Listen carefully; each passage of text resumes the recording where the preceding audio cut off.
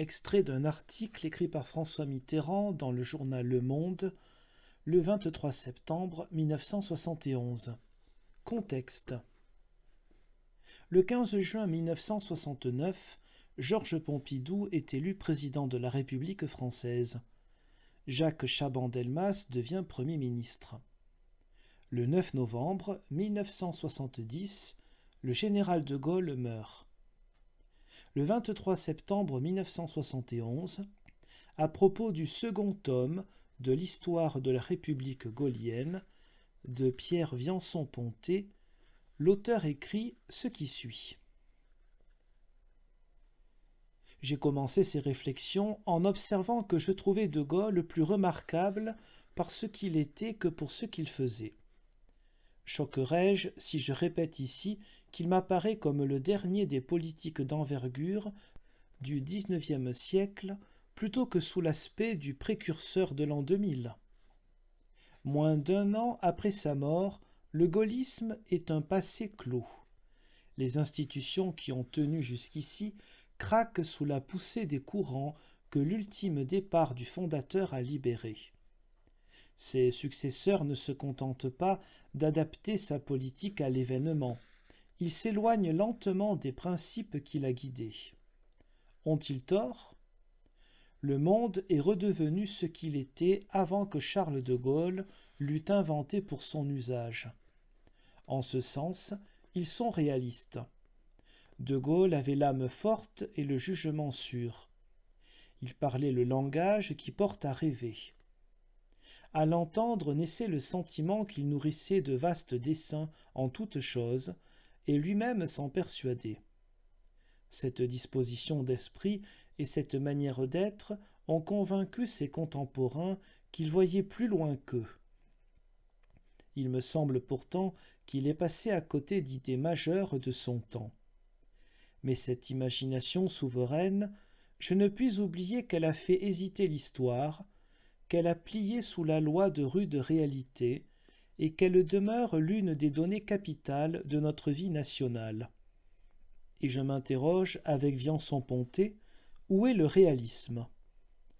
Ce qu'était l'homme qui devait occuper 30 ans de notre histoire, beaucoup ont tenté de le dire. Je l'ai rencontré quelquefois. En août 1944, j'ai participé sous sa présidence au premier conseil de gouvernement de la France libérée, et j'ai encore dans l'oreille son monologue de ce jour-là. J'écoutais, j'observais, j'admirais. À force de vivre des journées historiques dont le souvenir s'est perdu, je suis devenu économe de ce genre d'émotions. Mais j'avais 27 ans, des réserves d'enthousiasme et une certaine propension à magnifier l'événement. J'avais aussi quelques raisons d'ouvrir les yeux tout grands. C'était le début d'une époque et c'était le général de Gaulle. Je me demande parfois pourquoi cette heure ne m'a pas lié davantage à celui dont je recevais pareille leçon. Or, un rendez-vous accordé en juin ou juillet 1945 aux dirigeants de mouvements d'anciens prisonniers de guerre, 14 ans passèrent avant que je ne fusse à nouveau devant le général de Gaulle. Il m'est arrivé de le regretter. J'ai été le ministre et l'ami de Robert Schuman et de Pierre Mendès France, qui furent deux des chefs de gouvernement de la 4e République, à tenter de lui donner un style et des idées. De Gaulle avait certainement plus de style, peut-être moins d'idées, mais nul n'a parlé comme lui le langage de l'État. Mendès France était brûlé de la passion d'avoir raison. Le même scrupule habitait Schuman, qui redoutait d'avoir tort. De Gaulle ne posait pas le problème en ces termes. Il existait. Ses actes le créaient, et la conviction qu'il avait d'être la France, d'exprimer sa vérité, d'incarner le moment d'un destin éternel, qui plus est immuable, m'émouvait plus qu'elle ne méritait. Je n'ai jamais trouvé risible cette approbation. L'amour viscéral, exclusif qu'il portait à la France, poussait le général de Gaulle à se battre contre des ombres. Il tenait de Richelieu un héritage qu'il disputait à Pitt, Metternich et Bismarck, tandis que le tsar continuait de régner à Moscou. La patrie était un sol mystique, dessiné par la main de Dieu et habité par un peuple de laboureurs et de soldats. À l'heure du plus grand péril, cette terre faite pour ce peuple sécrétait naturellement le héros nécessaire. Cette fois-ci, le héros, c'était lui. Que si son tempérament et son éducation le portaient à ramener les événements de son époque à l'aventure personnelle d'un petit nombre d'élus, choisis pour agir, parler, décider au nom de tous, je ne chicanerai pas. En devenant réalité, l'hypothèse de De Gaulle a gommé les virtualités concurrentes et aujourd'hui, elle seule se propose à l'historien.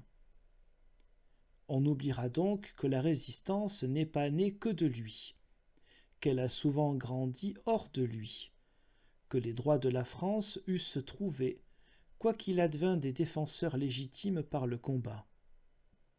Mais ce qui peut être concédé à la geste gaulliste, à la rigueur et par souci de simplification, pour la période qui va de 1940 à 1944, c'est-à-dire le rôle déterminant d'un homme qui se jette au travers de la fatalité, la saisit au naseau, l'oblige à changer de route et crée, par la vertu de son pressentiment et de sa volonté, un cours nouveau des choses, n'a pas de sens au-delà.